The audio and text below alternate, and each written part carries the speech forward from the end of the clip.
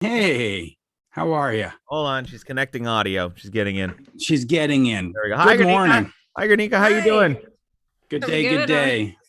Hi. Pleasure to talk to you. This is my co-host Jeremy. He is Montreal's #1 on-air personality. So Cool. Hi. we're bringing in the big shots today. We're bringing in the big Wow. guns for this. Amazing. Hi, when you're talking to Thundermother, you don't go with the B lineup. You got to go with the A Of course lineup. not. You always go with Bringing the for Thundermother. Come on now. bringing in the A lineup. And you're over in Sweden right now. I'm actually in Berlin, in Germany. Nice. Okay, but the band is Swedish though, right? Yeah, we're Swedish, yes, but we're doing we're playing at the Berlin Olympic Stadium here on Really? Tuesday. They're allowing shows. Well, the thing is, like, it's going to be a stream, so you guys can watch it on the 11th of May. Gotcha. It's coming out. So it's going to be, they're promoting it as the biggest, smallest concert ever, because it's basically only 20 people allowed in the stadium. And then, Nice. but it's a cool venue, Yeah, I Hey, mean, listen. didn't Udo record his live stream there, Mitch? Isn't that where they did the? They might have done Udo Udo there, I or think maybe even Doro. But Yeah. all right, Cool. let's get into to heat wave, considering that Montreal is only 6 degrees currently. Yeah, tell me about it. So Heat Wave comes out last summer. Now you guys are putting out this deluxe edition. What compelled you to guys go back in and kind of revisit some of the material and create this deluxe edition and sort of give it a new life, this album? Yeah, I mean, we just we're really proud over Heatwave and what we accomplished on that album, and we felt like even though it did really well compared to the rest of our catalog, we were hoping for it to reach even more people, so this way we could throw in some new material, repackage it, and hopefully reach even a bigger audience with the songs. Plus we had an opportunity to like add songs that we've never released on a CD before, or an album before. Like for example, Elevator has never, it's always just been a single, and a lot of fans have asked us for that song, and especially now that I'm the singer in the band, they want this, Your voice. like, yeah, they want to hear it with me. So we had that.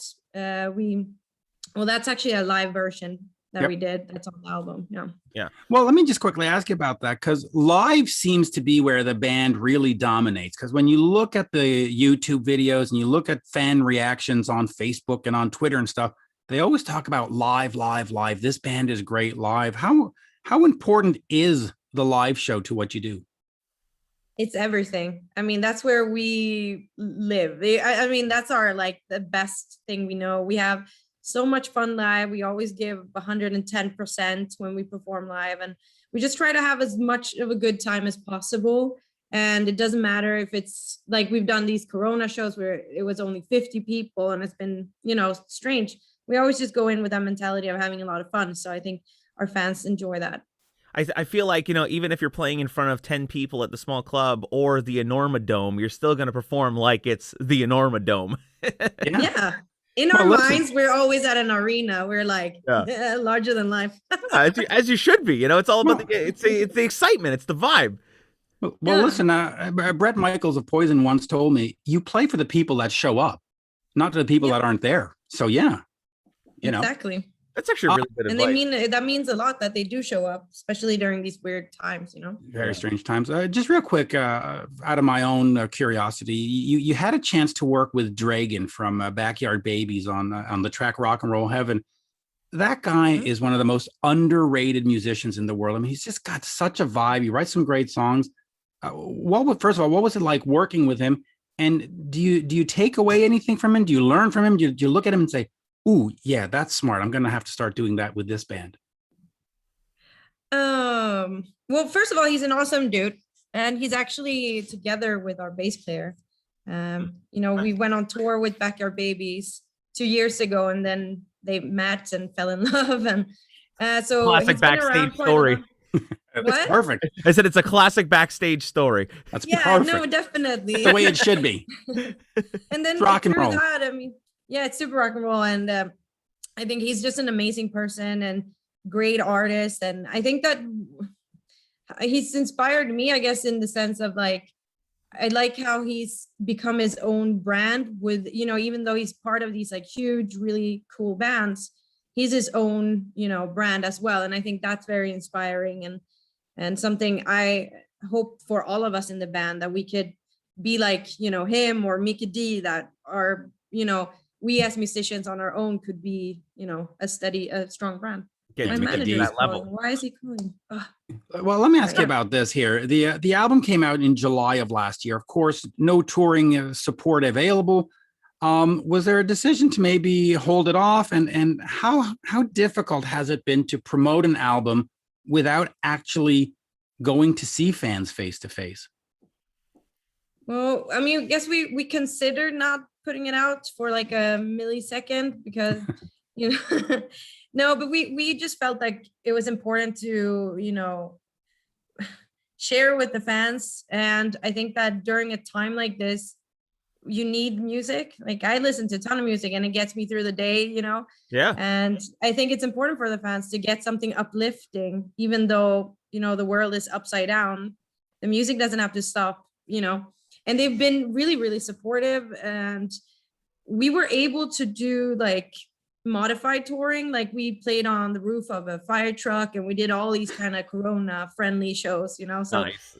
We, like the Thundermother crew, we've really like thought outside the box and just done everything possible to at least get as close as possible to the fans and so like show them that we're here. That's great. No. Next week we'll be playing on top of an ambulance. It's going to be fantastic. Yeah, why not? You know, next week we're going to be playing in the back of police cars. Go for it. You know, go for it, Jared. I want to know about Heat Wave because, you know, with this being the second album for you in the band, was the songwriting process more organic for Heat Wave than previous records? Definitely. I mean, this is the first time where we all got to be part of that creative process, because before she's done a great job and she's been the main, you know. Yeah, because it's been mostly Philippa. It's been basically, I would say 90% is Philippa, and that has taken us, you know, with the first album I was on, the Thundermother, the self-titled one. Mm-hmm. She had, I mean, almost every song ready when we joined the band. So I think this for Heat Wave was just a lot of fun, because then since we all have different musical backgrounds, all our different influences made it so I feel like we have a real true Thundermother sound, you know, because of the combination. I mean, we kept the AC/DC DNA kind of thing, but it's still more, I guess, uniquely our own, even though it's clearly very influenced by others. Yeah. It's funny because I work in pop radio. Whenever I think of Sweden, I don't think of rock. I immediately think of Max Martin and I think of ABBA. I think of Roxette. I'm a little older. Yeah, Roxette. Well, Roxette's pop, you know. But it's like, talk about the music scene in Sweden right now. It's like, is there a lot of rock going on over there? Or like, what's I mean, it's funny you say that, because a lot of people ask me about rock. I mean, there's huge Ghosts. They're Swedish. I'll answer that. There's Heat. There's Mustache. There's Ghost. I mean, Sweden is where Sabaton. It's where Opeth. Some of the best rock is coming from now. It's the Sunset Strip of the 2000s. It really is. Yeah, Helicopters. I mean, there's so many great rock acts, and Backyard Babies. I mean, Backyard Babies, of course, and I don't know if Hardcore Superstar had Hardcore Super. Yeah, I have a CD right in the back here, actually. Oh, very cool. So what was the question? If we have rock in Sweden? I was just curious, you know, what the music scene is like over there. It's like, you know, so much great music has come out of Sweden. I was just curious, you know, is rock a big thing in the country right now? Or, you know, what, like, if you put the radio on, it's like, what are people listening to over there? Well, I mean, rock isn't mainstream big at all. It isn't. So, I mean, there's a lot of great rock bands, but I guess we're all just like us, like we're way bigger in Germany and around Europe, because, you know, rock, it's a tough question. I'm like trying to give you a good answer here. But, well, we know rock isn't dead, but it's more like, you know, trying to get it out to the masses at this point, that it's still here. Yeah, but Sweden, you know, Sweden has a great scene from, like we said, Mustache and Hardcore Superstar and all that stuff. Let me ask you, since you said you're big in Germany, Mhm. North America. What are sort of the plans to get here, and how difficult is it to establish yourself in an American market, in a Canadian market? Because it doesn't just translate easily, and coming over here is expensive. Yeah, that I guess that's the main thing. It's super expensive, and it's like the distances between cities it's really far away. So that touring would be very, hard, tough to do. Not impossible. Obviously, a lot of people have done it. We just signed with CAA. Yeah. So that's gonna. I mean, I'm hoping that that's gonna get us booked over there as soon as possible, as soon as it's possible. And I think for us, it would be great to get the opportunity open for a bigger act. That way you would be seen by the right people straight away. So you don't have to, get back to basics and do all the club shows and all that really, really tough touring that we've done here in Sweden. I mean, around Europe already. Right. Is that one of the big benefits of being signed to, an agency like CAA, where they give you the opportunity to get on the big tours and open up for the big names? Well, I mean, I'm hoping so. We just signed with them like 2 months ago. So that was a lot of cool stuff has happened for us during the pandemic, which is kind of crazy, but definitely I think, yes. I mean, they have AC/DC, they have Aerosmith, they have a lot of legendary bands. They have everybody. They have Katy Perry. Come on. Yeah. They've got everybody. And what a great, how did that come about, by the way? How does CAA discover you? Did you do a showcase? Did they just hear? How does CAA pick up Thundermother? Honestly, I don't know. No, but I think that all the promotion and how we dealt with the pandemic, doing all these like alternative shows and really showing that we're a very hardworking band. I think that as the word has gotten around that we're hardworking, and that's given us like respect. And also like the Heat Wave is I think it's a great album. And I think that once people heard that album, they're like, okay, these girls have grown, and this is a force to be reckoned with. You know what I mean? That's kind of how it feels. And that album has like, even in Sweden, we got a new booking agent, like one of the biggest in Sweden. So, and that's just through that album. Wow. So we did good. We've done some really good. That album was that good stuff for us, So yeah. Well, so let me ask you. You're obviously younger than me, and this is my music, the AC/DC and the Kisses and all that. How did you get into that? How did this become your music? Good question. I love rock. Why aren't you doing a dance? Why aren't you Ariana Grande? Because I don't sing like her. No. I don't know. I've always wanted to be in a band, and rock music just as much as I love it, it also fits my voice. I have a naturally raspy voice. So once I started to really develop my vocal skills and evolve as a singer, rock just like that was just a match made in heaven. I was like singing along to all these like 80s Sebastian Bach, he's Canadian. Yeah, it is. Yep. So when I first started like trying out rock, because I was like, this seems like something I could do. I was singing along to a lot of Skid Row because that I felt like I have a similarity to his like scream, the way he sings, and it's that throaty kind of voice.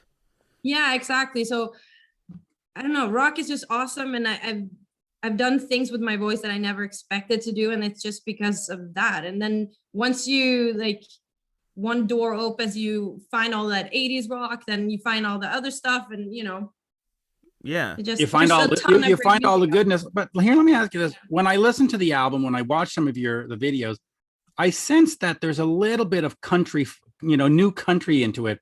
Is that something that you'd ever consider? Because it's like one step, it's like one violin or one fiddle away from having a new country approach. Have you listened to the acoustic songs where we have the banjo or what? Yeah. I mean, I've watched the videos and I've listened to this and I go, you know what? Add a fiddle in here and they could be new country stars too, rock stars. Yeah. That would be super cool. I mean, I really like country, and I think the past last 2 years, maybe I started listening more to country, and that you can hear that influence in my voice, because I can like make it twangy and, you know, make it sound country. So yeah, and I mean, we do want to come and get into the Northern American market, so that, I guess that doesn't hurt to sound slightly country. Yeah, listen. Why not? Country is also very bluesy, and that it's very close to my heart. So it's kind of like, you get all that really cool rootsy music, and that's, I mean, if it's country or blues or whatever, as long as it feels good and sounds good. Listen, if you can't take over LA, then take over Nashville. Who cares? As long as you take over. Honestly, I'd rather take over Nashville. yeah, exactly. I've already been. I lived in LA. LA is amazing. I had a good time there, but I don't know. I feel like the next step would be Nashville, because we're all songwriters. We all love that creative process. So it would be cool to be in an environment like that where everyone is more or less amazing at writing and just creating. We got a fan question from Michael Bornasian, good friend of the show. He wants to know, what is your best memory of the Kiss cruise? Oh, I have a lot. He has a Kiss question, Michael. Best memory of the Kiss cruise. And you said you have a lot, so just share some tales. Yeah, I mean, we had a day off in the Bahamas. How do you say that in English? It's Bahamas. No, the Bahamas. The Bahamas. Yeah. So we were there the day off, and both me and the drummer had we decided to sleep in, and it just, we were just chilling that day, and then we got off the boat and we met the guys from the Dead Daisies, which we've toured with them before, so they're friends of ours.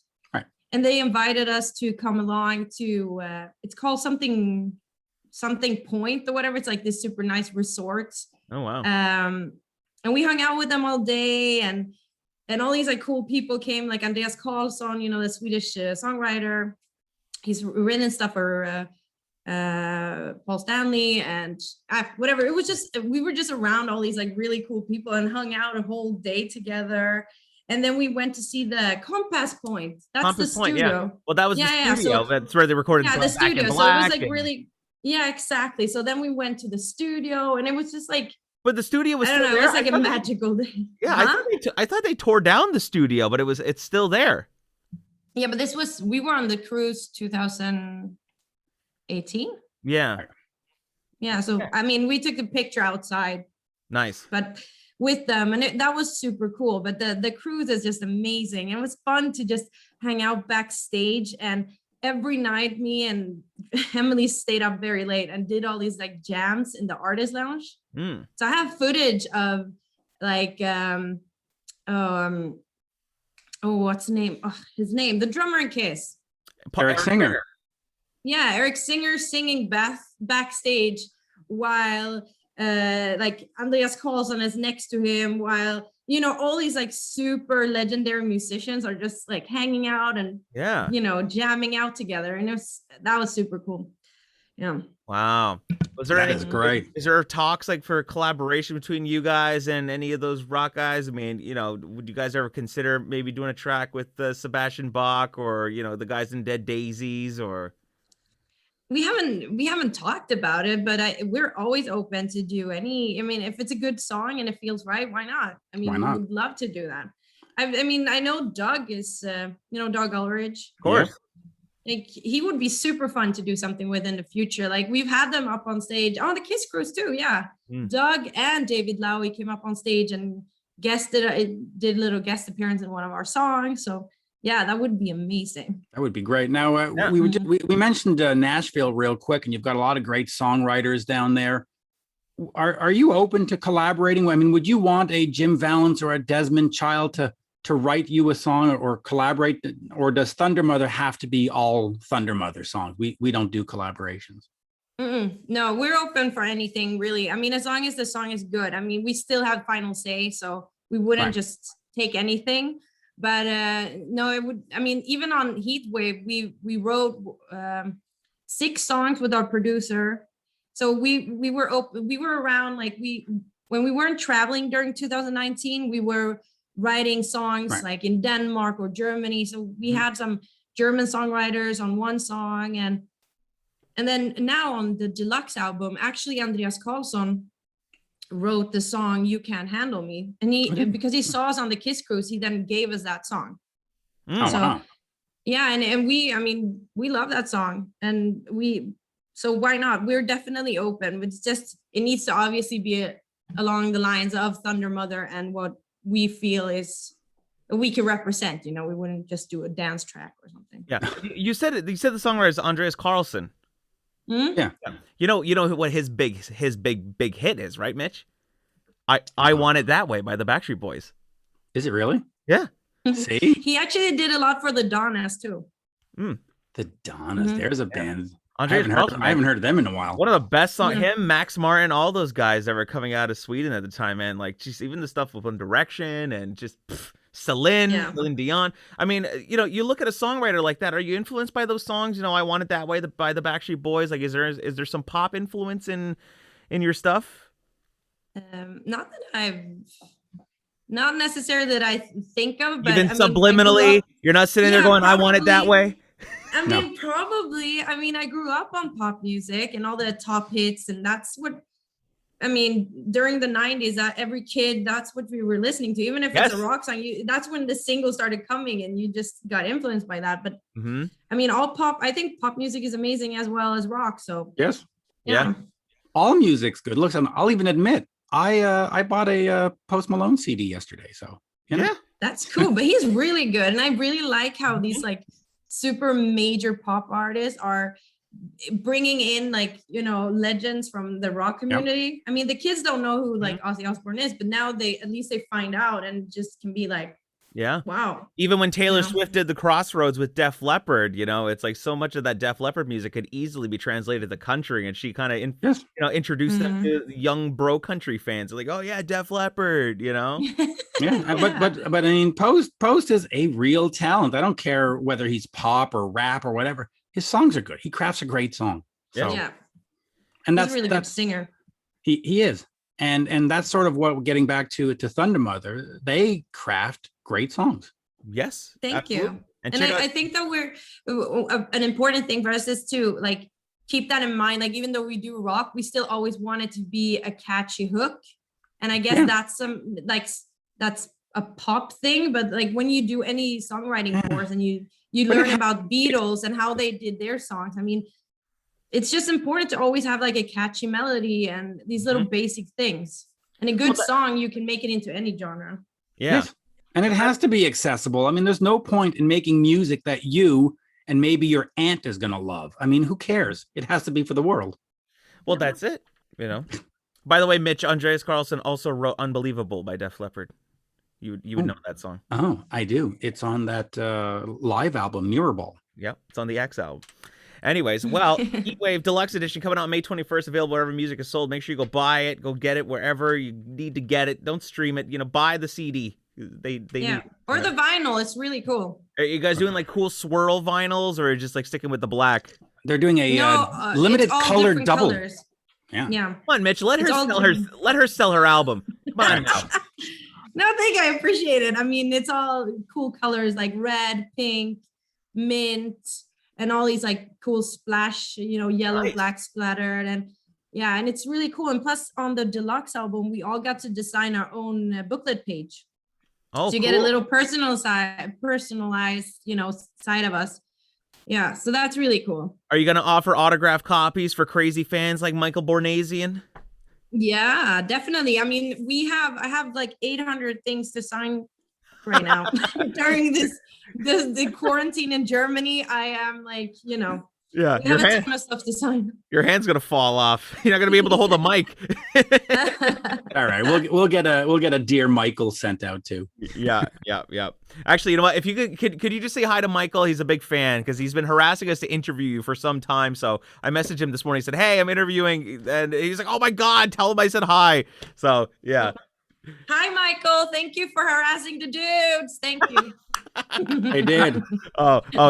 He really did harass us to get you guys on. So this is great. But that said, we would have interviewed you anyway because we interview talent and your talent. Thank You're good. you. Talent speaks, man. Anyways, you've said it all. This is great. Anything else you want to get out there before we kind of wrap this up? Let you get back to your thing. Just I hope that we get to go over there pretty soon, as soon as possible, and that people come and see us live, because I can guarantee you're going to enjoy our shows. And then we'll have a ton of cool merch with us as well, so you can support the band. Merch. We love merch. Support the band. We love supporting bands. There you go. All right. Well, where can everybody find you on socials? What's the website? Where can people buy the awesome vinyl and stuff? Yeah, it's thundermother.com, and then on the website you find the shop as well, the link for the shop. And then if you want to find us on Instagram or Facebook, it's just Thundermother, one word. It's super simple. Perfect. Yep. Awesome. And I'm looking at the merch now. It's "We Fight for Rock and Roll." Yeah. Oh, yeah. We fight for rock and roll. Yeah. That's awesome. Merci, as we say in Montreal. Merci beaucoup. Thank you. All right. Thanks, Guernica. It was so great to meet you, and we'll do this in person next time. Yeah. Yes, hell yeah. Damn right. All right. Cheers. Cheers. See you later. Cheers.